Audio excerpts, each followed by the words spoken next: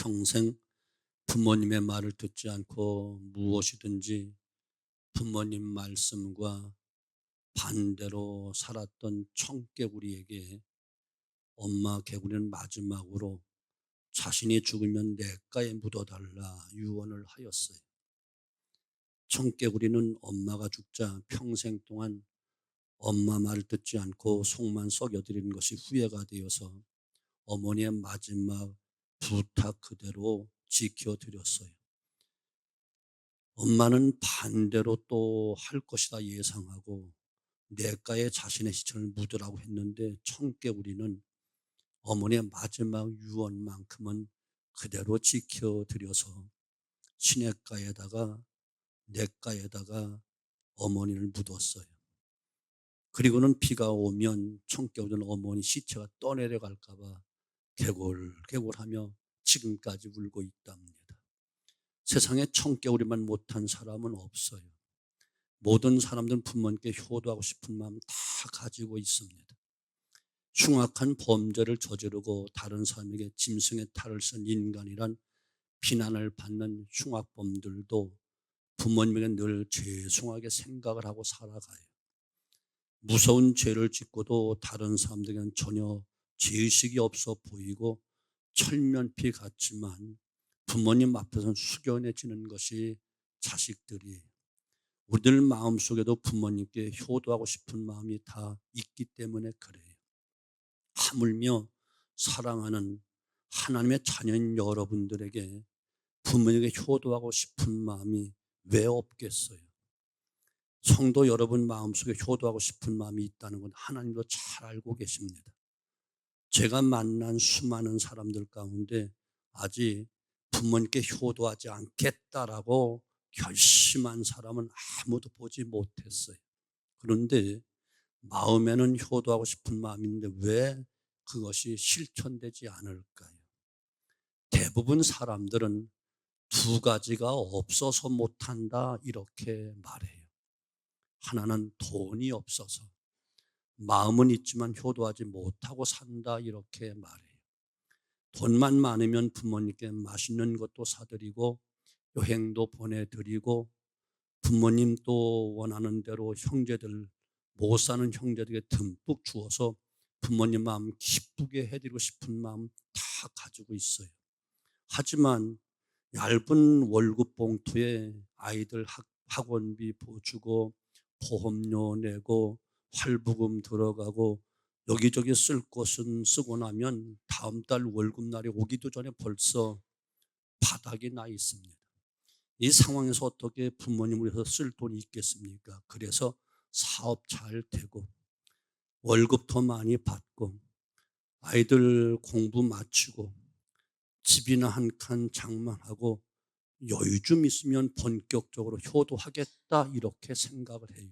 그러나 그때가 되면은 나도 벌써 늙었을 뿐만 아니라 부모님은 벌써 세상에 계시지 않습니다. 또 하나 이유는 시간이 없어서 효도하지 못하고 있다 이렇게 말해요. 시간만 있으면 돈이 없어 자주 찾아뵙기라도 할 터인데 일주일 내내 직장에 시달리고 휴일에 좀 쉬려고 하면 아이들 놀러 가자고 졸라대고 부모님 찾아뵐 시간이 없습니다. 그렇다고 내서 파는 삶은 쉬운가요? 약속한 사람과 약속 한 번 어기면 많은 돈을 잃게 되어지고 거래가 끊어지고 돈보다 더 큰 신용을 또 잃게 됩니다. 크게 하는 일은 없어 늘 바쁩니다. 시간에 여유가 좀 생기면 부모님 찾아뵙고 가까이 하고 싶은데 시간이 나지 않습니다. 돈 벌 때 열심히 벌고 한숨 돌리고 나면 그때부터 본격적으로 효도하려고 생각합니다. 그러나 그때가 되면 벌써 부모님은 아무도 찾아오지 않는 깊은 산속, 땅속 깊이 한 평도 안 되는 작은 공간에 묻혀 있을 것입니다. 사랑하는 성도 여러분, 여러분 어떻게 생각하시나요? 우리가 부모님께 효도하지 못한 진짜 이유가 무엇인지 여러분 아시나요? 돈이 없어서가 아니고 시간이 없어서가 아닙니다. 진짜 이유는 우선순위가 잘못되어서 효도하지 못하는 거예요. 자신을 위해서 혹은 자식을 위해서 먼저 다 사용하고 그 후에 부모님 위해 쓰려고 하니까 부모님께 효도할 돈이 없어요. 내 할 일 다 하고 자녀를 위해서 할 일 다 하고 남은 시간을 효도하려고 하니까 효도할 마음은 품고 있지만 실천을 할 수가 없어요. 한 청년이 결혼을 한 후에 시골에 홀로 계신 어머님만 남기고 부부가 서울로 상경을 했습니다. 서울로 오기 전에 어머니께 약속을 했어요. 가서 살 집 바로 구하면 어머님 모시러 오겠습니다. 어머니는 며칠만 기다리면 아들이 방 얻어서 자신을 데리러 올 것이다 생각하며 데리러 올 줄 알고 기다렸어요. 근데 집을 얻어서 살림을 넣은 다음에 아들은 어머니께 전화를 드립니다. 어머니, 방을 얻긴 얻었는데 돈이 너무 작아서 단칸 월세방을 얻었습니다. 신혼인데 어머님과 같이 방에서 잘 수는 없지 않습니까? 열심히 돈 벌어서 방 2칸짜리 얻으면 모시러 가겠습니다. 아들은 열심히 일을 해서 월세 2칸짜리 방으로 이사를 했어요. 이들은 또 어머니께 전화를 합니다. 어머니, 월세 사는 것이 너무 빠듯하네요. 2사람 열심히 벌어서 전세로 옮겨야겠어요. 우리 2사람 일하러 가면 어머니 혼자 척척하시잖아요. 시골엔 친구들도 있으니까 기다리세요. 전세로 옮기면 모시러 갈게요. 열심히 일해서 방 3칸짜리 집을 샀습니다. 아직도 어머니는 시골에 계십니다. 근데 어머니께 전화를 합니다. 아이들이 크니까 방을 따로 주어서 각 방을 쓰게 하기 때문에 안 되겠네요. 방 3칸짜리 집을 살 때까지, 4칸짜리 좀 더 큰 방 살 때까지 조금만 더 참아주세요. 그리고 세월이 한참 흘러서 화장실 2개 있는 큰 집으로 이사를 가게 되었어요. 이삿짐을 싸고 있는데 시골 친척에게서 전화가 옵니다. 너희 어머니가 위독하시다. 속히 내려오너라. 이 사람 같은 사람은 우리 교회 성도들 가운데는 없겠죠. 그러나 비슷한 사람들은 있으리라 생각이 되어져요. 먹고 살만하면, 숨총 좀 튀면, 여유가 좀 생기면 효도하겠다. 자꾸 미루는 분들 있을 거예요. 이 우선순위를 바꾸지 않는 이상 절대로 우리는 부모님께 효도할 수 없습니다. 우리는 부모님께 효도하는 일을 우선순위에서 너무 뒤로 자꾸 밀어놓고 있기 때문에 효도를 못하는 거예요. 자, 그러면 먼저 효도를 우선순위에서 후순위로 밀어놓는 그 이유는 도대체 무엇인가? 그것은 부모님은 이해해 줄 것이다 생각을 하기 때문에 그런 거예요. 회사 상사는 제 할 일 못하면 가차 없습니다. 진급 못합니다. 월급이 깎여집니다. 그러나 부모님께 용돈 안 드렸다고 아들에게 양육비 내라고 하는 부모는 없습니다. 물론 세상이 하도 험악해지다 보니 가끔 법의 힘을 빌려서 용돈을 타서 쓰는 부모도 있긴 하더라고요. 그런 경우는 그야말로 기네스북에 오를 정도로 특이한 경우지요. 편지를 낭독하는 라디오 프로그램에서 들은 이야기인데 병원에 아이 이빨 교정하기 위해서 가서 상담했더니 상당히 많은 비용이 든다는 거예요. 이 엄마는 매달 조금씩 저축을 했습니다. 원하는 것만큼 돈이 모아졌어요. 돈을 찾아오는데 번뜩 앞니가 다 빠져버린 친정 어머니 모습이 생각나는 거예요. 여기다가 조금만 보태서 어머니까지 해주고 싶은 마음이 생각났어요. 그런데 그렇게 하고 나면 빠듯한 봉급 쪽에 쓰는 형편의 살림이 너무 힘들 것 같아서 어머니가 자꾸 생각나지만 어쩔 수 없다 이렇게 생각을 지우려고 노력하며 잊어버렸어요. 그런데 그날 저녁에 친정 어머니께서 전화를 하셨어요. 얘야, 경수 이빨 때문에 걱정하던데 아직 치료 못했지? 내가 경수 이 치료에 주려고 용돈 조금씩 모았는데 보내줄 테니 치료하도록 해라. 부모님은 항상 희생만 해오셨고 자식들은 그 희생에 익숙해져 있는 거예요. 부모님은 다 이해하고 희생하는 것이 당연하다 생각하는 거예요. 그러나 자식들은 부모를 위해서 희생하려고 하지를 않아요. 자식의 교육도 희생할 수가 없고 진급도 희생할 수가 없고 평안한 삶도 희생할 수가 없어요. 그래서 자꾸 부모의 이런 우선순위에서 밀려나게 되어 있는 것이에요. 자, 그러나 성경은, 하나님 말씀은 우선순위를 바꿔라라고 말씀하는 거예요. 돈을 많이 벌면 효도하겠다, 큰 집 장만하면 효도하겠다, 아이들 교육 잘 시키고 나서 효도하겠다, 여유가 있으면 효도하겠다 생각하는데 그것이 아니라는 거예요. 가난해도 효도하라고 말씀하고 계셔요. 여유가 없어도 부모님 잘 섬기면 여유가 생기도록 만들어 주시겠다는 거예요. 자식보다 먼저 부모 섬기면 자식이 잘 되도록 하나님이 복을 주시겠다라고 약속하는 거예요. 그러기에 신명기 5장 16절 본문, 너는 너희 하나님 여호와의 명한 대로 내 부모를 공경하라. 그리하면 너의 하나님 여호와가 네게 준 땅에서 네가 생명이 길고 복을 누리리라. 에베소 6장 1절로 3절, 자녀들아 주 너희 부모를 주 안에 순종하라. 이것이 옳으니라. 네 아버지와 어머니를 공경하라. 이것이 약속 있는 첫 계명이니 이는 네가 잘 되고 땅에서 장수하리라. 하나님 말씀대로 하면, 말씀대로 부모에게 공경하면 땅에서 잘 되고 장수한 복을 주겠다라고 약속하고 있는 거예요. 주 안에서 부모님께 순종하면 내 생명이 길고 복을 누리리라 하나님이 약속하신 거예요. 잘 되고 나서 부모님께 효도하는 것 아닙니다. 부모님께 효도하고 하나님께 말씀 순종하여 효도하고 잘 순종하면 하나님이 잘 되게 만들어 주시겠다는 거예요.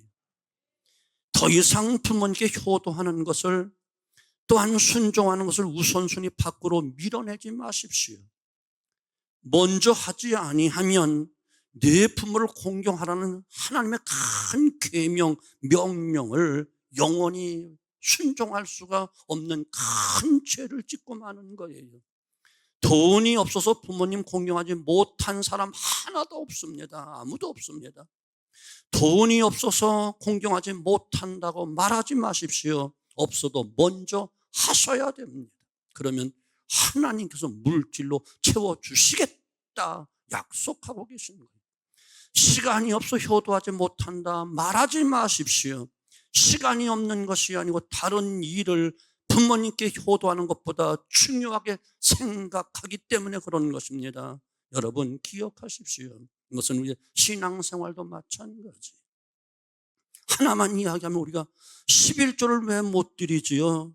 11조 다 드려야만 되는 거예요. 왜 못 드리지요? 손해본 것 같으니까. 생활이 너무 어렵다고. 그러나 하나님의 말씀은 11조 해. 그러면 싸울 것을 내가 차고 넘치도록 채워줄게. 하나님을 못 믿기 때문에, 말씀을 의지하지 못하기 때문에 못하는 것이고 믿음이 없어 못하는 것인 거예요. 어떤 책에 보니까 자식에게 한 것 절반만 하면 다 효자, 효녀가 된다, 이런 글을 보았어요. 우리가 자녀에게 하는 것 절반은 고사하고 10분의 1만 부모님께 해드리면 효자, 효녀 다 될 수 있습니다. 자식에 대한 의무에 밀려서 부모는 우선순위에서 저 멀리 밀려나 있기 때문에 그런 거예요. 얼마 전에 제가 알고 있는 어떤 형제의 어머니가 주무시다가 그냥 돌아가셨대요. 연세 61세에. 요즘 평균 수명에 비하면 훨씬 빨리 돌아가신 편이지요. 병원에 문상을 갔는데 그 형제가 애통해하면서 말하는 거예요. 지난해에 60회 생일을 맞이했는데 그 세상 말로 해갑이 되었는데 해갑잔치 해드리려고 하니까 구태 어머니께서 이 어려운 때에 많은 비용 들여서 잔치는 무슨 잔치라고 하시더래요. 그래서 그 말을 듣고 그래, 잔치는 못하니까 그 잔치하는 그 회갑 기념으로 가을에 형제들과 함께 여행을 가야 되겠다라고 준비를 나름대로 했대요. 그런데 어머님은 가을까지 기다려주지를 못했어요. 건강하시던 분이 잠자다가 그대로 돌아가신 거예요. 그 형제는 이렇게 빨리 돌아가실 줄 알았으면 잔치라도 해드릴 것을 하고 후회하며 뜨거운 눈물을 흘렸어요. 교육학에서 아이들은 무엇을 달라고 하면 즉시 주는 것보다 할 수 있으면 기다리게 하고 늦추어서 주는 것이 아이들에게 교육적으로 효과가 있다고 말해요. 기다림도 배우고 사람이 원하는 것 쉽게 얻을 수 없다는 것을 가르칠 수 있기 때문에 그래요. 아이들은 좀 늦추어 주어도 괜찮습니다. 친구들이 장난감 가지고 있으면 사달라고 조르다가도 며칠 지나면 잊어버려요. 그리고 사주어도 며칠 가지고 놀면 또 실증을 냅니다. 아이들 위한 일은 늦추어도 상관이 없고 늦출수록 좋습니다. 그러나 부모님을 위해서 해드리고 싶은 일은 속히 실천해야 돼요. 늦추다가 기회 잃어버리면 그 기회는 영원히 다시 오지 않습니다. 땅을 치고 후회해도 손바닥만 아플 뿐입니다. 후회해도 소용없습니다. 스티븐 코비 박사는 성공하는 사람들의 7가지 원칙이라는 책에서 우선순위 정하는 기준을 이렇게 이야기했어요. 사람들의 일은 4가지로 분류할 수 있는데, 첫째, 급하고 중요한 일. 둘째, 급하지 않지만 중요한 일. 셋째, 급하지만 중요하지 않는 일. 넷째, 급하지도 않고 중요하지도 않는 일. 이런 건 좀 적으면 안 될까? 나중에 알려달라고 하지 마. 안 가르쳐줘. 이 중에 급하지 않지만 중요한 일에 최우선순위에 놓고 사는 사람이 가장 현명한 사람이다 말을 했어요. 급하지 않지만 중요한 일에 집중하는 사람들은 미리미리 준비하기 때문에 아예 급하고 중요한 일이 생기지 않는다, 이렇게 설명을 했어요.